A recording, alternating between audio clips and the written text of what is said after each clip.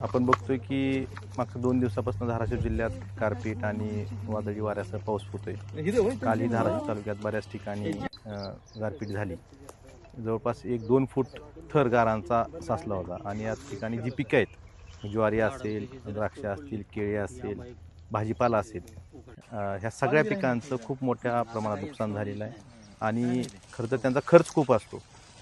त्या प्रमाणात शासकीय मदत मिळत नाही. परंतु माझी विनंती एवढीच आहे शासनाला, की ह्या शेतकऱ्यांना शेतकऱ्यांचा खर्च बियाण्याचा असेल, रोपाचा असेल, फवारणीचा असेल, मल्चिंगचा असेल, हा खर्च खूप म्हणजे लाखामध्ये जातो आणि आपण मदत त्यांना काही हजारात देतो.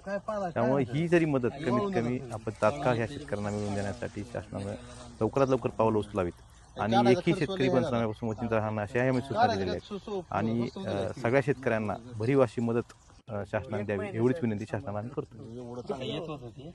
आपण बघतो की धाराशिवमध्ये आज आपण सकाळपासून बाळे असेल, धारूर असेल, खंबाटवाडी असेल, या तिन्ही गावात नुकसान झालेलं आहे. त्या दुसरीकडे कोल्हेगाव, ढोराळा, देवळाली या कळंब तालुक्यातील गावाचे नुकसान झालेलं आहे. आपण बघतोय की आजही वातावरण तसंच पावसाचं आहे आणि मागच्या 2 दिवसापासून बऱ्याच ठिकाणी नुकसान झालेलं आहे. त्याचे पंचनामे सुरू आहेत. तर फक्त पंचनाम्याचे सोपस्कार न पार पाडता भरीव अशी मदत या शेतकऱ्यांना